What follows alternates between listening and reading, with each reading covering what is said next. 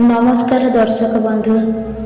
जदि किछि लोक आपण को खराब भावुचंती तेबे एक कथा को नहीं केबे चिंता कर नहीं कहीं ना आपण को सेमाने सेतिकी बुझिचंती जेतिकी तांकर बुझिबार शक्ति अछि।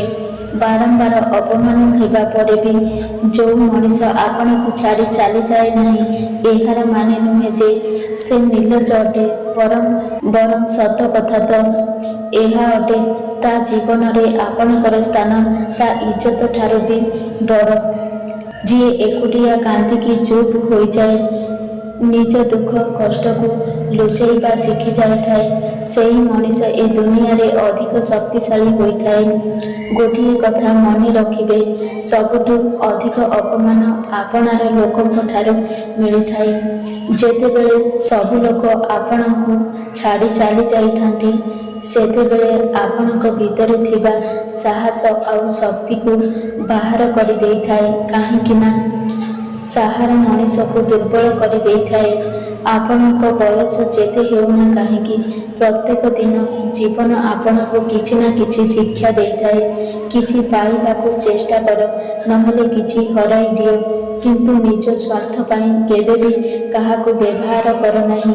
काहाकू भी एते अधिकार दियो नहीं जे से तुमको कष्टर कारण साजिब आउ काहाकू भी एते समय दियो नहीं जे से तुमको अणदेखा करिब। संपर्क जदि आवश्यकता ठारू जोड़ा जाइथाए तेबे ताहा केबे भी खुशी दिए नहीं। संपर्क जदि हृदय जोड़ा जाइथाए तेबे ताहा केबे साथ छाड़े नहीं। जदि लोक आपणक भल गुण को दुर्बलता भावुचंती तेबे ताहा तांकर समस्या अटे। आपण आईना होइकी रुह समस्या तांकर अटे जहाँ मुह खराब। कौनसी भी व्यक्ति आमर शत्रु और मित्र होई ए संसार को आसी न थाए। आमर व्यवहार और सत्य लोकों को शत्रु और मित्र बने दे थाए। जदि निज उपरे विश्वास और ईश्वरक उपरे भरोसा अछि तेबे जेते समस्या आसुना काहेकि बाहरी आसी थाए किछि ना किछि रास्ता।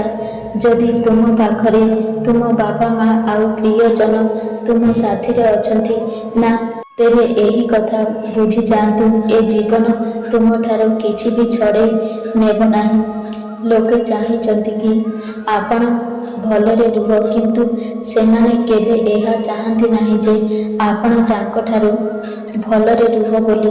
जीवन रे जिए धैर्यर सह अपेक्षा करिबा जानी थाए ता पाखकू सबु जिनिस किछि ना किछि बाटरे पहुँची जाइथाए।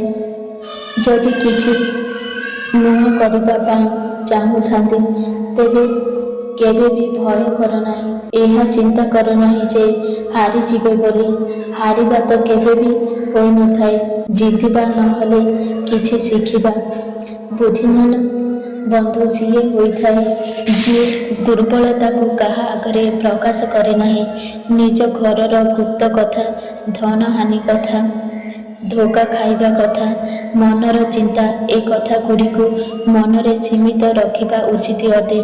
केबे भी कहा आगरे निजर दुर्बलता प्रकाश कर नाही कारण जहाकू आपण निजर भाविबे प्रथमे से व्यक्ति तार फायदा उठाइब कारण से ही जानी थाए आपणक दुर्बलता कौन।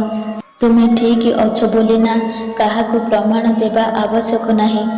तुमे ठीक होई रुह एहा ही यथेष्ट कारण जिए तुमको विश्वास करे ताकू प्रमाणर आवश्यक नाही आउ जिए तुमको विश्वास करे नाही ताकू जेते कहिले से मानिब नाही। सेतिकी नई जाओ जेतिकी आवश्यक किंतु अनावश्यक नईबा द्वारा लोके तुमको छोट भाविबे। ए संसाररू आज पर्यंत काहाकू धनरू भोजनरू जीवनरू स्त्री पाखरू संपूर्ण तृप्ति मिले नाही। एमानकर जेते अधिक उपयोग करिब सेते अधिक एमानकू पाइबाकू कामना बढ़िब। जेउठी आपणकू सम्मान नाही से जागाकू केबे जीवार आवश्यक नाही। ताहा काहा घर हेउ ଅବା ହୃଦୟ ଅହଙ୍କାର ବି ଆବଶ୍ୟକ ହୋଇଥାଏ। ଯେବେ କଥା ଅଧିକାରର, ଚରିତ୍ରର ଏବଂ ସମ୍ମାନର ହୋଇଥାଏ। ମୂର୍ଖ ବ୍ୟକ୍ତିଙ୍କ ଠାରୁ ନିଜ ପ୍ରଶଂସା ଶୁଣିବା ଅପେକ୍ଷା ଜ୍ଞାନୀ ଲୋକଙ୍କ ଠାରୁ ଗାଳି ଶୁଣିନେବା ଭଲ। ଅହଙ୍କାର ଭିତରେ ବୁଡ଼ିଥିବା ଲୋକଙ୍କୁ ନିଜ ଭୁଲ କେବେ ଦେଖାଯାଏ ନାହିଁ, ଆଉ ଅନ୍ୟର ଭଲ କଥାକୁ ସେ ବୁଝିପାରେ ନାହିଁ। ଅହଙ୍କାର ମଣିଷକୁ ବର୍ବାଦ କରିଦିଏ। ଧୋକା ଖାଇବା ମାନେ ଏହା ନୁହେଁ ଯେ ଆପଣ ଚାଲିବା ଛାଡ଼ିଦେବେ, ବରଂ ଧୋକା ଖାଇବା ମାନେ ଏହା ତ ଆପଣ ସମ୍ଭାଳି ଯିବେ। ହାରିବା ସେତେବେଳେ ଆବଶ୍ୟକ ହୋଇଥାଏ ଯେତେବେଳେ ଲଢ଼େଇ ନିଜ ଲୋକଙ୍କ ସହ ହୋଇଥାଏ। ଯାହା ପାଖରେ ଭଲ ଗୁଣ ଅଛି, ଯାହା ପାଖରେ ଧର୍ମ ଅଛି, ସେ ହିଁ ଜୀବିତ ଅଛି। ଏ ଦୁନିଆରେ ଗୁଣହୀନ, ଧର୍ମହୀନ ବ୍ୟକ୍ତିର ଜୀବନ ନିରର୍ଥକ ହୋଇଥାଏ।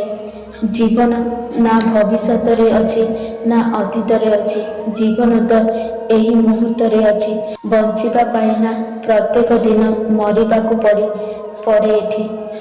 କେବେ ଭୋକିଲା ପେଟରେ ତ କେବେ ବିନା ପରିଶ୍ରମରେ, କେବେ ଦାୟିତ୍ୱ ବୋଝରେ ଟିକେ ହସିବା ପାଇଁ ଅନେକ ବାହାନା ଖୋଜିବାକୁ ପଡ଼େ ଏଠି। କେବେ ଏକାନ୍ତରେ ତ କେବେ ଭିଡ଼ ଭିତରେ, କେବେ ପୁଣି ଅତୀତର ଭାବନାରେ। ଦୁଃଖ ସମସ୍ତଙ୍କ ଜୀବନରେ ଆସିଥାଏ, କିନ୍ତୁ ଲୋକ ଦୁଃଖରେ ଭାଙ୍ଗି ପଡ଼ନ୍ତି।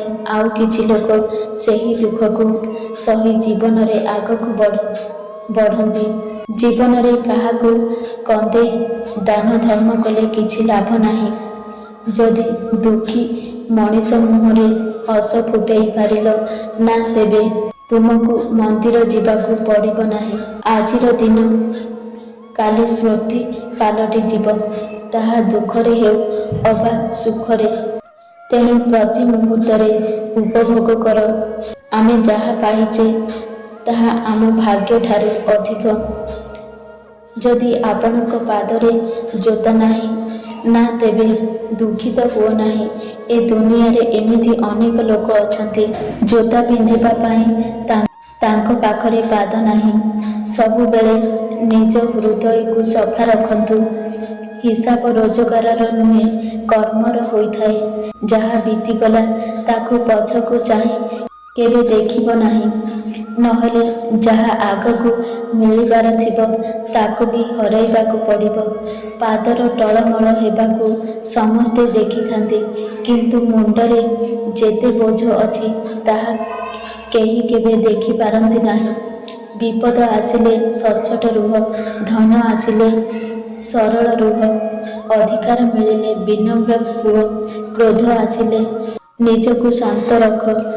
ସଫଳ ଲୋକ ନିଜ ନିଷ୍ପତ୍ତି ବଳରେ ଦୁନିଆକୁ ବଦଳାଇ ଦିଅନ୍ତି, କିନ୍ତୁ ଅସଫଳ ଲୋକ ଦୁନିଆ ଡରରେ ନିଜ ନିଷ୍ପତ୍ତିକୁ ବଦଳାଇ ଦିଅନ୍ତି। ଆପଣ ଅତୀତକୁ କେବେ ବି ବଦଳାଇ ପାରିବେ ନାହିଁ, କିନ୍ତୁ ଭବିଷ୍ୟତ ଆପଣଙ୍କ ହାତରେ ଅଛି। ଚେଷ୍ଟା କଲେ ନିଶ୍ଚୟ ବଦଳାଇ ପାରିବେ। ନା ଆସ୍ତିକ ହୁଅ ନା ନାସ୍ତିକ ହୁଅ। ଯାହା ବାସ୍ତବିକ ଆଉ ଭଲ ଲାଗୁଛି ତାକୁ ଗ୍ରହଣ କର, ଆଉ ଯାହା ଖରାପ ଲାଗୁଛି ତାକୁ ତ୍ୟାଗ କର। ତାହା ବସ୍ତୁ ହେଉ ଅବା ମଣିଷ।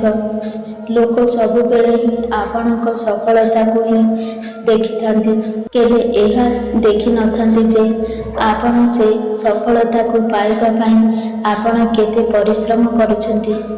ଯିଏ ଆପଣଙ୍କୁ ଭୁଲ ବୁଝୁଛି ସେ ଆପଣଙ୍କ ଚୁପ୍ ରହିବାର ଅର୍ଥ ବି ବାହାର କରି ନେଇଥାନ୍ତି। ସେଥିପାଇଁ ବନ୍ଧୁ, ଲୋକଙ୍କ କଥାକୁ ହୃଦୟକୁ ନେବା ଆଜିଠାରୁ ହିଁ ଛାଡ଼ିଦିଅ।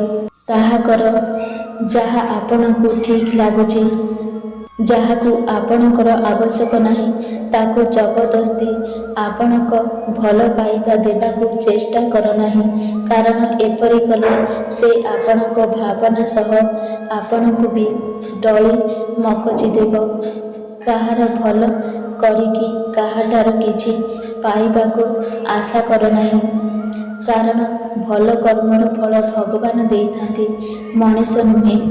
ଲୋକେ କ'ଣ କହିବେ, ଲୋକେ କ'ଣ ଭାବିବେ, ଏସବୁ ଚିନ୍ତା କରିବା ଛାଡ଼ି ଦିଅ। ନିଜକୁ ଯାହା ଭଲ ଲାଗୁଛି ତାକୁ ହିଁ ପ୍ରାଧାନ୍ୟ ଦିଅନ୍ତୁ। କାରଣ ଲୋକ ଭଲ କରିଲେ ହିଁ କହିବେ, ଆଉ ଖରାପ କଲେ ବି କହିବେ। ସବୁବେଳେ ଭାଙ୍ଗିଯିବା ମାନେ ଶେଷ ନୁହେଁ, ବେଳେବେଳେ ଭାଙ୍ଗିଯିବା ଦ୍ୱାରା ଜୀବନ ଆରମ୍ଭ ମଧ୍ୟ ହୋଇଥାଏ। ତେଣୁ ଧୈର୍ଯ୍ୟ ରଖନ୍ତୁ, ଜୀବନର ଆରମ୍ଭ ମଧ୍ୟ ହୋଇପାରେ। ଯାହା ବିଚାରରେ ସ୍ୱାଭିମାନର ମହକ ରହିଛି, ଯାହା ଉଦ୍ଦେଶ୍ୟରେ ବିଶ୍ୱାସର ମାଧୁର୍ଯ୍ୟ ରହିଛି, ଯାହା ବିବେକରେ ଅତୀତର ସ୍ୱାଦ ରହିଛି, ତାର ସମ୍ପୂର୍ଣ୍ଣ ଜୀବନ ମହକୁଥିବ ଗୋଲାପ ପରି ହୋଇଥାଏ। ପକେଟରେ ପଇସା ନଥାଉ, କିନ୍ତୁ ଆତ୍ମସମ୍ମାନ ଥିବା ଜରୁରୀ। ମୁଣ୍ଡରେ ବୁଦ୍ଧି ନଥାଉ, ବିବେକ ଥିବା ଜରୁରୀ। ଜ୍ଞାନୀ ହୋଇନଥାଉ, ଦାନୀ ହେବା ଜରୁରୀ। ବଡ଼ ଲୋକ ହୋଇନଥାଉ, ହୃଦୟ ବଡ଼ ହେବା ଜରୁରୀ। କେବଳ ମଣିଷ ହେଲେ ହେବ ନାହିଁ, ସୁନ୍ଦର ମାନବିକତା ରହିବା ଜରୁରୀ। ସୁଖର ନାମ ଜୀବନ ନୁହେଁ, କଷ୍ଟକୁ ଜୟ କରି ବଞ୍ଚିବାର ମାନେ ହେଉଛି ଜୀବନ। ତେଣୁ ଜୀବନ ମିଳିଛି ମାନେ ଉପଭୋଗ କର, ସମସ୍ତଙ୍କୁ ହସାଅ ଏବଂ ନିଜେ ହସ। ଦର୍ଶକ ବନ୍ଧୁ, ଯଦି ମୋ ଭିଡ଼ିଓ ଆପଣଙ୍କୁ ପସନ୍ଦ ଆସେ ତାହେଲେ ଭିଡ଼ିଓକୁ ଗୋଟିଏ ଲାଇକ୍ କରନ୍ତୁ ଏବଂ ଆମ ଚ୍ୟାନେଲକୁ ସବସ୍କ୍ରାଇବ୍ କରନ୍ତୁ ଏବଂ ସାଙ୍ଗମାନଙ୍କୁ ଅଧିକରୁ ଅଧିକ ସେୟାର କରନ୍ତୁ ଏହିଭଳି ମୋଟିଭେସନ୍ ଭିଡ଼ିଓ ଦେଖିବା ପାଇଁ। ଜୟ ଜଗନ୍ନାଥ।